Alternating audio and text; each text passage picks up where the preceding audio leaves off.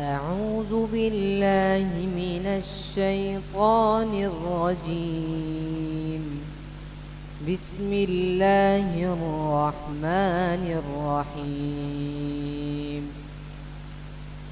قل هو الله أحد الله الصمد لم يلد ولم يولد ولم يكن له كفوا أحد.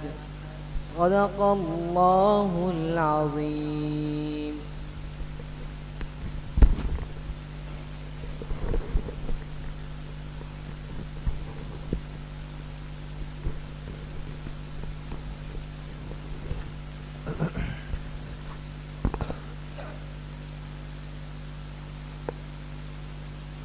بسم الله الرحمن الرحيم. نحمده ونصلي ونسلم على رسوله الكريم. أما بعد فأعوذ بالله من الشيطان الرجيم. بسم الله الرحمن الرحيم. محمد رسول الله والذين معه أشداء على الكفار رحماء بينهم. وقال رسول الله صلى الله عليه وسلم: لا تتخذوهم غرضا من بعدي، فمن أحبهم فبحبي أحبهم، ومن أبغضهم فببغضي أبغضهم. صدق الله وصدق رسوله النبي الكريم. اللهم صل على سيدنا ومولانا محمد وعلى آل سيدنا ومولانا محمد وبارك وسلم. اللہ سبحانہ و تعالیٰ کا بہت بڑا کرم اور احسان ہے کہ دین کی بات سننے کی نسبت سے ہم سب یہاں پر جمع ہیں. اللہ تعالیٰ آپ سب کی اس حاضری کو، اس بیٹھنے کو، سننے اور سنانے کو اپنی بارگاہ عالیہ میں قبول فرمائے اور ہم سب کے حق میں ظاہر اور باطن کی اصلاح کا ذریعہ بنائے. ایک کلمہ گو مسلمان اپنے محسنین کو یاد رکھتا ہے. اس دنیا کا سب سے بڑا احسان جو اس امت پر اللہ پاک نے فرمایا ہے کہ خاتم الانبیاء محبوب کائنات جناب رسول اللہ صلی اللہ علیہ وسلم کی امت میں ہمیں آنا بھی اور ہمیں جگہ بھی نصیب فرمائی. اس سے بڑی سعادت اور اس سے بڑی خوش نصیبی اب کبھی بھی اس امت کے پاس نہیں آ سکتی. یہ سب سے بڑی سعادت ہے. پھر اس کے بعد اس سے بڑا کرم یہ ہوا کہ ہم ایمان لائے آپ علیہ الصلاۃ والسلام کی نبوت پر بھی اور آپ کی ختم نبوت پر بھی. آپ کو اللہ کا سچا نبی بھی مانا اور آپ کو اللہ کا سب سے آخری نبی بھی مان لیا. اب قیامت تک جتنی زندگی اس کائنات کے اندر باقی ہے اس میں کتنے سال ہے؟ سینکڑوں ہے، ہزاروں ہے، لاکھوں ہیں، اللہ کے علم میں. لیکن جتنا عرصہ اس کائنات کا اب باقی ہے قیامت تک، اس میں شریعت اور اس میں تعلیمات صرف اور صرف وہ جناب نبی کریم صلی اللہ علیہ وسلم کی ہی چل سکتی، آپ کے علاوہ نہیں. وہ طبقہ جس نے آپ کی ان تعلیمات کو لیا ہے اور لیا بھی اس طرح ہے کہ براہ راست لیا ہے، ان میں اور اللہ کے آخری پیغمبر کے مابین کوئی واسطہ نہیں. وہ براہ راست اللہ کے آخری پیغمبر کے سامعین بھی تھے، اللہ کے آخری پیغمبر کے قارئین بھی تھے اور اللہ کے آخری پیغمبر کے ہم نشین بھی تھے. آپ کی بات اپنے کانوں سے سنی، آپ کے چہرہ مبارک کو اپنے کانوں سے دیکھا، آپ کی مجلس میں خود شریک ہوئے. اور وہ ہستیاں، وہ جماعت، وہ صحابہ اکرام رضوان اللہ تعالی علیہم اجمعین کی ہے، جن کا اس امت پر قیامت تک یہ احسان رقم ہو گیا، ثبت ہو گیا کہ وہ ایک واسطہ بن گئے، ایک سند بن گئے کہ امت اور پیغمبر کے مابین دین کے سلسلے کو محفوظ طریقے سے، مضبوط طریقے سے منتقل کرنے کا۔ اس لیے میرے عزیزوں، دوستوں، بزرگوں، قرآن کریم میں اللہ رب العزت نے سینکڑوں مقامات پر صحابہ اکرام کا تذکرہ بھی فرمایا، ان کی تعریف بھی فرمائی، ان کی کامیابی کو بھی ذکر کیا، ان سے اپنی محبت کا اظہار بھی کیا، اور ان کے راستے کو فلاح کا راستہ کہا، اور ان کے راستے پر چلنے والوں کو ہدایت یافتہ کہا۔ اس لیے کہ امت کے پاس اب صحابہ سے ہٹ کر کوئی حل موجود نہیں۔ اگر درمیان کی یہ سند ہٹ جائے، واسطہ ختم ہو جائے، تو پوری انسانیت کا واسطہ نبوت سے منقطع ہو جاتا ہے، ختم ہو جاتا ہے۔ تو امت کے محسنین ہیں، اور امت کو حکم دیا گیا کہ جس صحابی کی بھی پیروی کی جائے، جس کی اقتداء کی جائے، اس یقین کے ساتھ کر لینا کہ تم نے ہدایت کو پا لیا۔ اور آپ علیہ الصلوۃ والسلام نے ان کو تشبیہ دی، ایک مثال دے کے جو سمجھایا۔ تشبیہ کس سے دی؟ فرمایا اصحابی کالنجوم، اصحابی کالنجوم فبأیہم اقتدیتم اہتدیتم۔ میرے صحابہ کی مثال تو ایسی ہے جیسے کہ ستارے، ستاروں کی مانند ہے، تم ان میں سے جن کی بھی پیروی کرو گے، اقتداء کرو گے، اہتدیتم، تم ہدایت کو پالو گے۔ انسان کو رات کے اندھیرے میں جب راستہ ڈھونڈنا پڑتا ہے، مسافر کو جب راستہ ڈھونڈنا پڑتا ہے، یہ ستاروں کی روشنی میں چلتا ہے۔ ہم تو چونکہ شہری ماحول میں رہتے ہیں، شہر کی ان ظاہری روشنیوں کے عادی ہیں، لائٹ چلی گئی تو نظام زندگی وہیں پر جام ہو جاتا ہے، موقوف ہو جاتا ہے، رک جاتا ہے۔ لیکن جو آج بھی فطری زندگی کے رہنے والے لوگ ہیں، جو گاؤں کے، دیہات کے، پہاڑوں کے، سفر کے لوگ ہیں، صحراؤں کے لوگ ہیں، ان کو آج بھی ستاروں کی روشنی کی ضرورت پڑتی ہے، اور وہ اسی روشنی کو دیکھ کر اپنے سفر کو صحیح رخ پر اختیار کرتے ہیں۔ آپ علیہ الصلوۃ والسلام نے صحابہ کو ستاروں سے تشبیہ دے دی، اور ستاروں کی روشنی میں چلنے والا چونکہ اپنے منزل کو پا لیتا ہے، آپ نے فرمایا تم ان صحابہ کی اتباع کرو گے تو ہدایت کی منزل کو تم پالو گے۔ اس لیے میرے عزیزوں، دوستوں، بزرگوں، اس امت پر لازم ہے، جس طرح ہم اللہ کی ذات پر ایمان رکھتے ہیں، اللہ کے تمام انبیاء پر ایمان رکھتے ہیں، اللہ کی اتاری گئی تمام آسمانی کتابوں پر ایمان رکھتے ہیں، اللہ کے تمام فرشتوں پر ایمان رکھتے ہیں،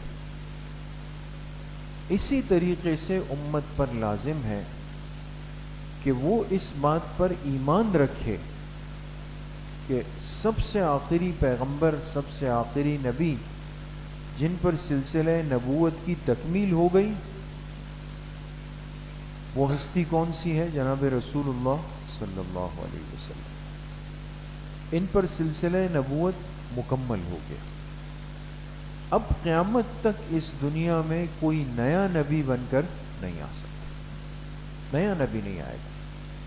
ہاں، جو پیغمبر، جو نبی آسمانوں پہ زندہ ہے، وہ کون ہے؟ حضرت عیسیٰ علیہ السلام، وہ زندہ ہے، دوسرے آسمان پہ زندہ ہے، اللہ نے ان کو زندہ اٹھا لیا فرشتوں کے ذریعے سے۔ وہ قیامت سے پہلے اتریں گے، دنیا میں تشریف لائیں گے۔ حدیث پاک میں آپ علیہ الصلوۃ والسلام نے فرمایا یوشک ان ینزل فیکم ابن مریم، قریب ہے وہ زمانہ، قریب ہے وہ زمانہ کہ تم میں عیسیٰ ابن مریم علیہ الصلوۃ والسلام وہ تشریف لے آئیں گے، وہ اتر آئیں گے، لیکن وہ نئے نبی نہیں، ان کے پاس نبوت نہیں، شریعت نہیں، وہ تو آپ علیہ الصلوۃ والسلام سے متقدم نبی ہیں۔ اللہ نے آسمانوں پہ زندہ اٹھایا، لیکن جب آئیں گے تو آنے کے بعد اللہ کے نبی بن کر آئیں گے، یہ بات یاد رکھیں۔ جب زمین پر اتریں گے تب بھی کیا ہوں گے؟ اللہ کے نبی ہوں گے، یہ جملہ یاد رکھیں۔ کبھی یہ نہیں کہا جا سکتا کہ وہ امتی بن کر آئیں گے، نہیں، ایک دفعہ نبوت کے لیے جو چن لیا جائے، منتخب ہو جائے، اس سے نبوت لی نہیں جا سکتی، اللہ کا ضابطہ اور نظام ہے، اس لیے اس جملے میں احتیاط مطلوب ہے۔ تو آپ آسمانوں سے اتریں گے تب بھی نبی ہوں گے، نبوت کے ساتھ ہوں گے، لیکن جب آئیں گے تو چونکہ اب قیامت تک کس پیغمبر کی شریعت نے چلنا ہے؟ حضور علیہ الصلوۃ والسلام۔ آنے کے بعد نبوت تو آپ کے پاس ہوگی، لیکن شریعت آپ کے آنے کے بعد بھی حضور علیہ الصلوۃ والسلام کی ہی چلتی رہے گی، شریعت آپ کی نہیں ہوگی، وہ تو اب قیامت تک طے ہو گئی، وہ متعین ہو گئی۔ تو ملک شام میں کی دمشق کی جامع مسجد میں کے مینار پر حضرت عیسیٰ علیہ الصلوۃ والسلام کا نزول ہوگا، یہاں اتریں گے، مینار پہ آ جائیں گے، اور پھر مینار سے وہ نیچے مسجد میں اتریں گے، دو فرشتوں کے کندھوں پہ ہاتھ رکھ کے اتریں گے، اور بال مبارک زلفیں آپ کی دراز ہوں گی، بڑی زلفیں ہوں گی، اور اس سے پانی کے قطرے ٹپک رہے ہوں گے، ایسا لگے گا کہ جیسے آپ تازہ تازہ غسل کر کے آپ تشریف لائیں۔ لیکن اس ایک ایک چیز آپ علیہ السلام نے بیان فرمائی، نشاندہی، پیشن گوئی، اتنی وضاحت کہ اتریں گے تو شام میں جامع مسجد اموی میں اس کے مینار پر پھر دو فرشتوں کے سہارے سے آئیں گے، پھر بال لمبے ہوں گے، ان سے پانی کے قطرے ٹپک رہے ہوں گے، نماز کا وقت قریب ہوگا، لوگ انتظار میں ہوں گے، جیسے ہی وہ آئیں گے عیسیٰ علیہ السلام، تو ان سے کہا جائے گا کہ آپ اللہ کے نبی ہیں، آپ نماز پڑھا لیں۔ تو حضرت عیسیٰ علیہ السلام فرمائیں گے نہیں، جو تم میں سے امام ہے وہی ہم سب کا امام بنے گا۔ حضرت مہدی علیہ الرحمہ جنہوں نے قیامت سے پہلے آنا ہے اور وہ اس امت کے ہیں، حضور علیہ الصلوۃ والسلام کے خاندان میں سے ہیں، حسنی ہے، حضرت حسن رضی اللہ عنہ کی اولاد میں سے ہوں گے، وہ اس امت کی رہنمائی کر رہے ہوں گے، قیادت کر رہے ہوں گے، وہ آگے بڑھیں گے اور وہ نماز پڑھائیں گے۔ یہ تو بہرحال درمیان میں ایک بات آ گئی۔ تو حضور علیہ الصلوۃ والسلام پر سلسلہ نبوت کی تکمیل ہو گئی دوستو، ایک دروازہ ہمیشہ کے لیے بند ہو گیا، اور وہ دروازہ کون سا تھا؟ جی، نبوت کا۔ آپ کے آنے سے نبوت کا دروازہ بند ہوا اور صحابیت کا دروازہ کھل گیا۔ بات سمجھ رہے ہیں دوستو؟ اور کیجئے گا نقطے پر، آپ کی ولادت پر ایک دروازہ بند ہوا اور ایک دروازہ کھلا، اور آپ کی وفات پر پھر ایک دروازہ بند ہوا، ایک دروازہ کھلا۔ جب دنیا میں تشریف لائے تو سلسلے نبوت کا دروازہ کیا ہو گیا؟ بند ہو گیا۔ اور کون سا دروازہ کھل گیا؟ صحابیت کا دروازہ کھل گیا۔ اب جس نے حالت ایمان میں اللہ کے پاک پیغمبر علیہ الصلاۃ والسلام کی مجلس کو پا لیا، صحبت کو پا لیا، وہ کیا بن جائے گا؟ وہ صحابی بن جائے گا۔ بات سمجھ گئے دوستو؟ صحابی کی تعریف پوچھی گئی کہ صحابی کون ہوتا ہے؟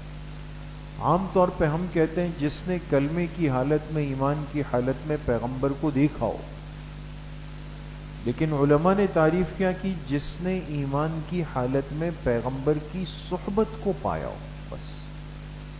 دیکھنا شرط نہیں، ورنہ نابینا صحابی کو آپ کیسے صحابی کہیں گے جنہوں نے اللہ کے پیغمبر کو نہیں دیکھا ہے؟ اس لیے تعریف وہ کی جس میں کسی باطل کو اپنا سراغ بنانے کا موقع نہیں ملے۔ جس نے حالت ایمان میں اللہ کے پاک پیغمبر علیہ الصلاۃ والسلام کی صحبت کو، مجلس کو پا لیا اور ایک لمحے کے لیے پا لیا، وہ بھی صحابی بن گیا۔ اور جو صحابی بنا، قرآن کریم نے 2 وعدے اس سے کر لیے۔ کتنے وعدے دوستو؟ کتنے وعدے؟ 2 وعدے ہو گئے قرآن میں۔ جو صحابی بنا اور صحابیت کے ساتھ دنیا سے گیا، 2 وعدے اللہ نے فرمائے۔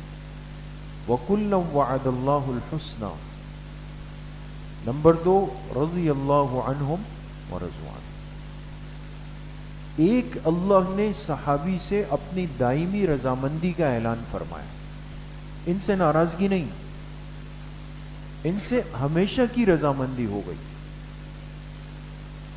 دوسرا اعلان ہوا کہ ہر صحابی جو ہے اللہ نے وعدہ کر لیا الحسنہ، کہ وہ جنتی ہے۔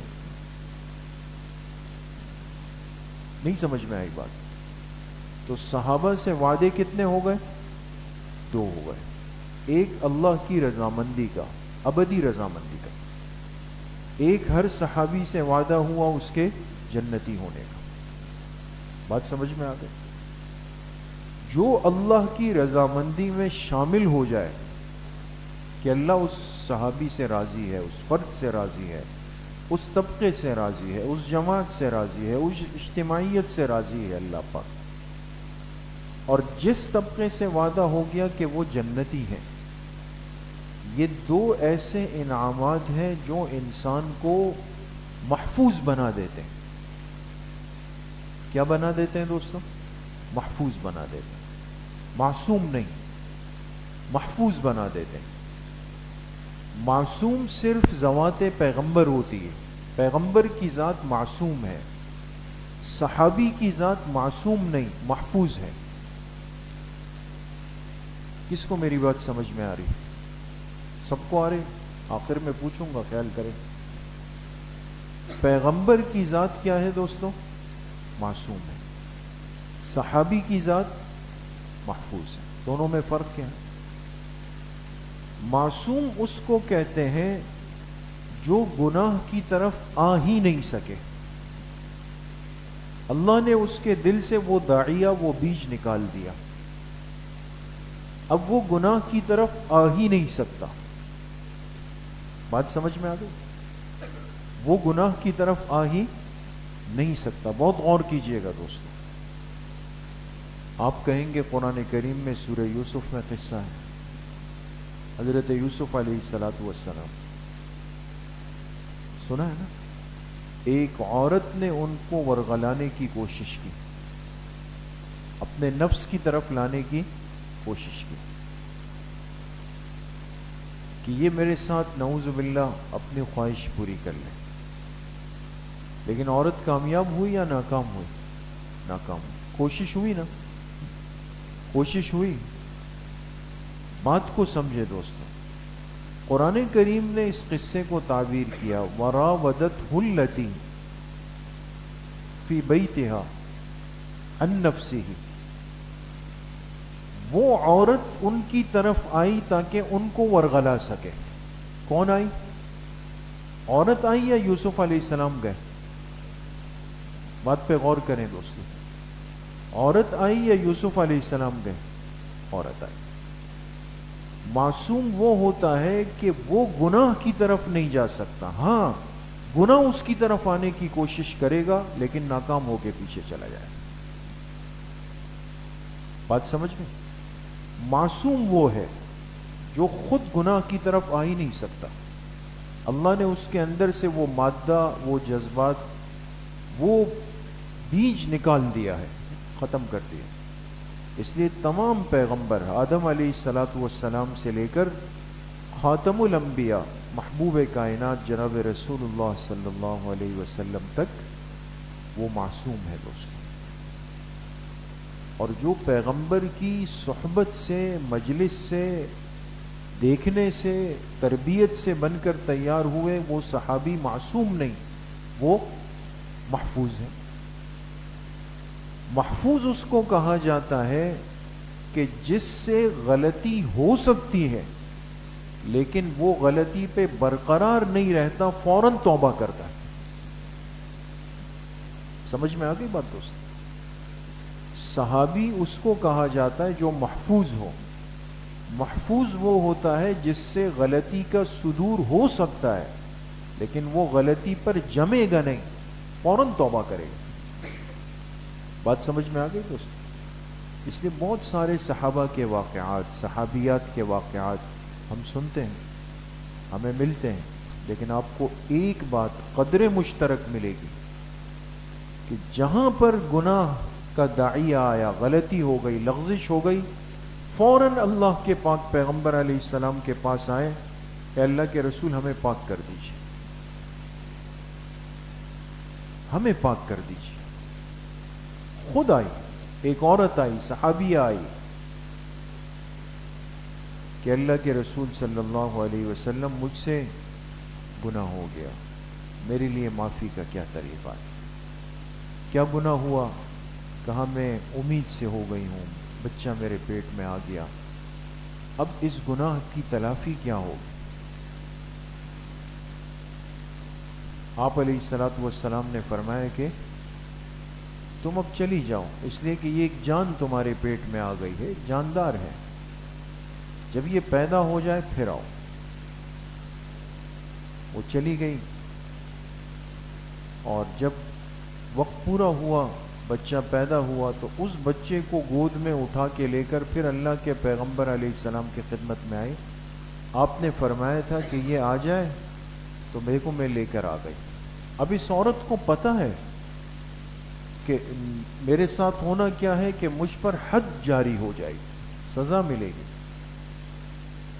لیکن اس دنیا میں اپنے آپ کو پاک کرنے کی فکر، یہیں پہ معاملہ ختم۔ آپ نے فرمایا تو بہت چھوٹا بچہ ہے، خود کھانے پینے پہ قادر نہیں ہے، تو تمہارا محتاج ہے، جب تک یہ خود کھانے پینے پہ قادر نہ ہو جائے اس سے پہلے مت آؤ میرے پاس۔ پھر بھیج دی، پھر گئی، اب ایک عرصے بعد واپس آئی تو اب وہ گود کا بچہ وہ انگلی سے پکڑا ہوا، اور اس بچے کے دوسرے ہاتھ میں روٹی کا ٹکڑا، اور جیسے بچے کوئی چیز ہاتھ میں دے دی جائے تو اس کو منہ میں مارتے ہیں، تو وہ بچہ اس روٹی کے ٹکڑے کو منہ میں چبا کے ایسے کھا رہا تھا۔ وہ صحابیہ نے آ کے عرض کیا اللہ کے رسول صلی اللہ علیہ وسلم، اب دیکھیں بچہ بڑا ہو گیا، خود سے کھانے بھی لگ گیا، اب تو مجھے پاک کر دیجیے۔ اب بدکاری کی، زنا کی جو شرعی سزا ہے، شادی شدہ اگر کر لے وہ کیا ہے دوستو؟ رجم ہے، سنسار کرنا ہے، اور غیر شادی شدہ کر لے تو 100 کوڑے لگا لے۔ جس کو پتا ہو کہ میں جو کہنے جا رہا ہوں یا کہنے جا رہی ہوں اس کے نتیجے میں تو موت آئے گی، پھر بھی پیش ہوئے، کیوں؟ اس لیے کہ صحابی وہ ہوتا ہے جو محفوظ ہو، محفوظ وہ ہوتا ہے کہ جس سے غلطی ہو جائے تو اس پر جم کر کھڑا نہیں رہتا، فوراً اس کی معافی کی کوشش کرتا ہے، اس کی تلافی کی فکر کے اندر لگ جاتا۔ اس لیے میرے عزیزو دوستو بزرگو، یہ امت کا وہ طبقہ ہے کہ میں نے عرض کیا کہ جو اللہ کے پاک پیغمبر علیہ السلام کے براہ راست سامعین بھی ہے، ناظرین بھی ہے، ہم نشین بھی ہے، آپ کو سنا بھی خود، آپ کو دیکھا بھی خود، آپ کی مجلس میں شریک بھی خود ہوئے، یہ ساری نسبتیں اس جماعت کے پاس ہے دوست. تو اس امت کا سب سے بڑا اور سب سے محسن طبقہ ہے. اس لیے آج کے فتنوں کا سب سے پہلا جو حملہ ہوتا ہے، کوشش ہوتی ہے، وہ کیا ہے کہ امت کے ذہنوں سے اس مبارک جماعت کی اہمیت کو ختم کر دیا جائے. لیکن یاد رکھیں کہ ہر چیز کے لیے ایک سفر طے ہوتا ہے. سفر، آپ یہاں سے مسجد کے گیٹ پہ ابھی جائیں گے نا، تو کیا خیال ہے یہیں سے چھلانگ ماریں گے؟ قدم لیتے لیتے لیتے 12 15 16 17 قدم لیں گے تب منزل پہ پہنچ جائیں گے. کسی کے کردار کو ذہن سے ختم کرنے کے لیے پہلے اس کردار کو گھٹانا پڑتا ہے، کم کرنا پڑتا ہے. اس کی برائی بتائی جائے گی، اس کی کمزوریاں ڈھونڈی جائے گی، اس کی کوتاہیوں کو جھوٹ موٹ بنا کر امت کے ذہنوں میں انڈیلا جائے. فلاں نے یہ کیا، فلاں نے یہ کیا، فلاں نے یہ ظلم کیا، فلاں نے یہ کر دیا، فلاں نے یہ کر دیا. میں نے آپ سے عرض کیا کہ قرآن 2 وعدے صحابہ سے کر چکا ہے. کتنے وعدے؟ پہلا وعدہ رضامندی کا، دوسرا وعدہ جنتی ہونے کا. ان 2 وعدوں کے بعد آپ بتائیں کیا کسی امتی کو یہ حق حاصل ہے کہ وہ اس جماعت کی کمزوریوں کو ڈھونڈے، جو ایمان کا معیار بنے، ہدایت کا معیار بنے، دین کے پہنچنے کا ذریعہ اور بنیاد بن جائے، اور واسطہ ختم ہو تو امت اور پیغمبر میں رابطہ ہی ختم ہو جائے، شریعت ہی محفوظ نہیں رہے؟ اس لیے میرے دوستوں بزرگوں، آج ایسے فتنہ پرور لوگ ہمارے ماحول میں پیدا ہوئے جو اپنی ہزاروں خرابیوں کو، بدکاریوں کو اور فساد مزاجی کو ایک طرف رکھ کر کے ایسے مقدس مبارک لوگوں کی غلطیوں کی کھوج لگانے چل پڑے.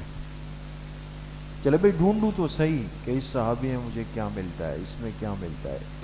کچھ نہیں ملا تو اب ملا نہیں کیا کریں، چلو بنا دیا جائے، کوئی کہانی گڑھ لی جائے، کوئی رونے رولانے والی بات بنا دی جائے، بیٹھ کر امت کے ذہنوں سے اس طبقے کی اہمیت کو کم کیا.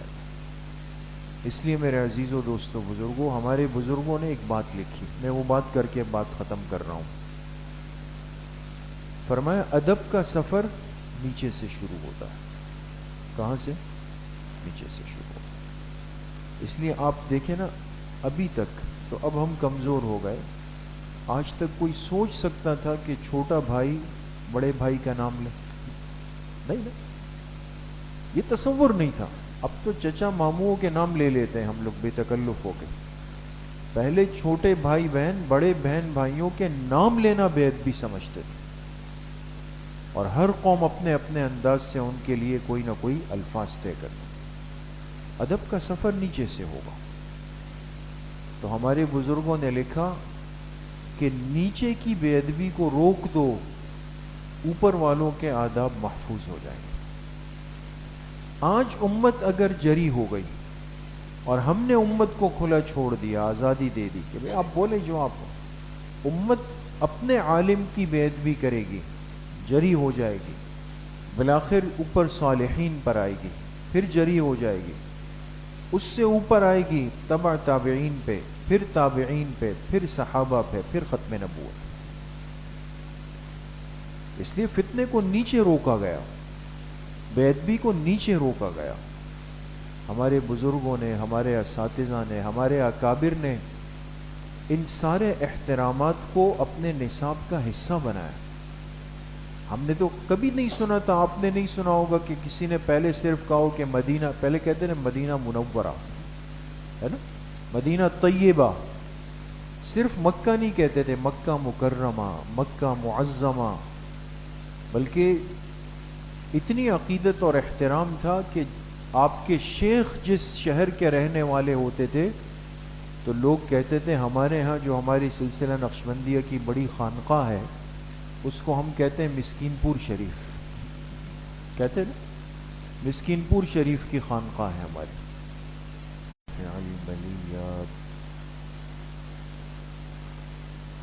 7 مرتبہ پڑھیں اللہم یا شافی الامراض، اللہم یا شافی الامراض۔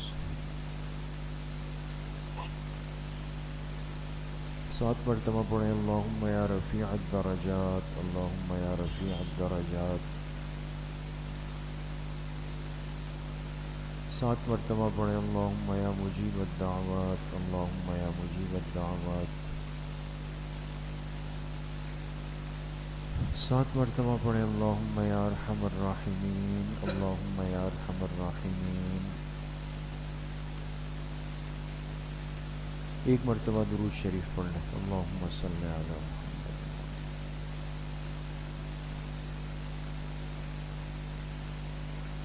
3 مرتبہ پڑھیں حسبنا اللہ و نعم الوکیل، حسبنا اللہ و نعم الوکیل۔ 1 مرتبہ درود شریف پڑھ لیں، اللہم صلی علی۔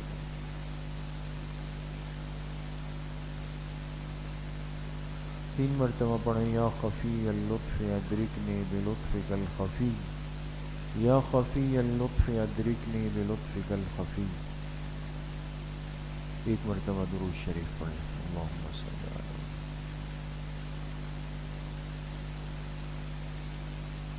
3 مرتبہ پڑھیں لا حول ولا قوة الا باللہ، لا حول ولا قوة الا باللہ۔ 1 مرتبہ درود شریف پڑھ لیں، اللہم صلی علی محمد۔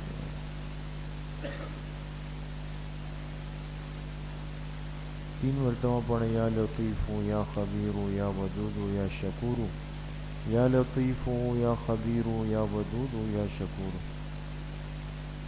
1 مرتبہ درود شریف پڑھ لیں، اللہم صلی علی۔ 3 مرتبہ پڑھیں الا بذکر اللہ تطمئن القلوب، الا بذکر اللہ تطمئن القلوب۔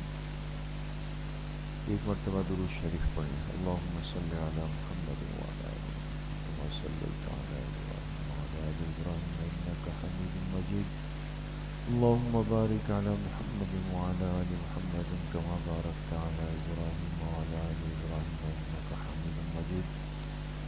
تمام ساتھی کچھ دیر کے لیے ذکر قلبی مراقبہ کر لیں، اپنے سروں کو جھکا لیں، آنکھیں بند کر دیں، دلوں کی طرف متوجہ ہو جائیں، تصور کریں کہ اللہ کی بارگاہ سے انوارات، فیضات، تجلیات اتر رہے ہیں، میرے دل کے اندر سما رہے ہیں، جس کی برکت سے میرے دل سے گناہوں کا میل کچیل، ظلمات قدورات سب کچھ نکل رہا ہے۔ میرے دل کی ہر دھڑکن کہہ رہی ہے اللہ اللہ اللہ۔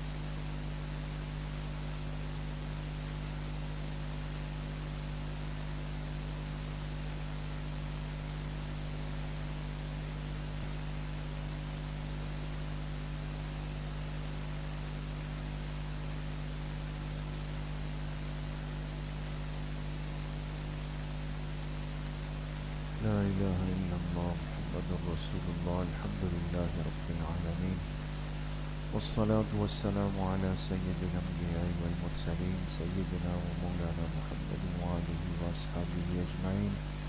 اللہم اعنا على ذکرک و شکرک و حسن عبادتک، اللہم انا نسألک علما نافعا ورزقا واسعا وشفاء من کل داء، اللهم إنا نسألك العفو والعافية والمعافاة الدائمة في الدين والدنيا والآخرة والفوز بالجنة والنجاة من النار، اللهم أحسن عاقبتنا في الأمور كلها وأجرنا من خزي الدنيا وعذاب الآخرة، ربنا تقبل منا إنك أنت السميع العليم وتب علينا إنك أنت التواب الرحيم، وصلى الله وسلم على نبينا محمد وآله وأصحابه أجمعين برحمتك يا رب۔